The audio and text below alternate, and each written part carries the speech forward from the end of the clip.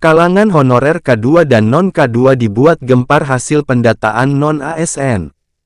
Pasalnya, masa kerja yang terhitung hanya 5 tahun, meski banyak dari mereka yang sudah mengabdi hingga puluhan tahun. Pendataan non-ASN tidak mengcover masa kerja honorer, kata Ketum DPP Forum Honorer Non-Kategori 2 Indonesia FHNK2I, Raden Sutopo Yuwono, Minggu tanggal 9 Oktober kemarin. Dia menyebut rata-rata honorer non-K2 dengan masa pengabdian 15 tahun. Anehnya saat pendataan non-ASN yang terbaca hanya 5 tahun. Dia mencontohkan, Novi Kurnianingrum, istrinya dengan masa kerja sebagai guru honorer selama 15 tahun, tetapi hanya tercatat 5 tahun 8 bulan. Ini masa kerja kumulatifnya tidak sesuai. Teman-teman guru honorer dan tenaga kependidikan Tendik gelisah semuanya, kata Sutopo. Kasus serupa menimpa honorer K2. Ros, honorer K2 tenaga administrasi dari Nusa Tenggara Barat juga risau dengan masa kerjanya yang tidak dihitung.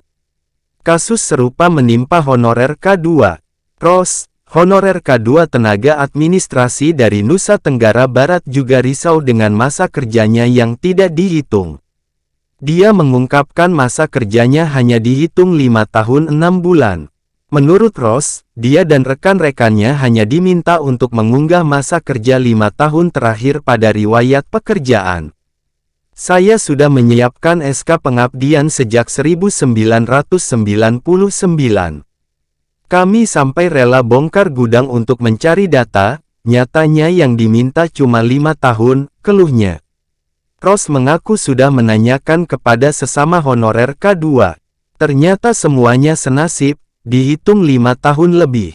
Selain itu, di dalam tersebut tetap ada keterangannya honorer K2. Semua honorer sepertinya disamakan masa kerjanya 5 tahun sekian bulan. Cuma kalau honorer K2 dibedakan ada nomor tes CPNS 2013 saja, ucapnya.